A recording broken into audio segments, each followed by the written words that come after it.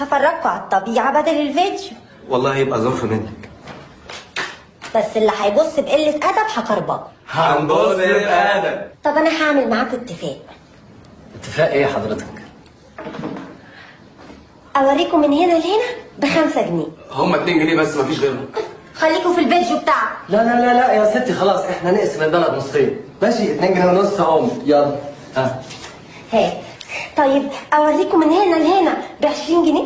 اصل حضرتك رجليكي طويله قوي، وعبال ما نوصل للمنطقه اللي احنا عايزينها نكون بعنا اللي ورانا واللي قدامنا. أنا رجليا طويلة؟ طب والله العظيم أشهد. عنك يا ست الكل.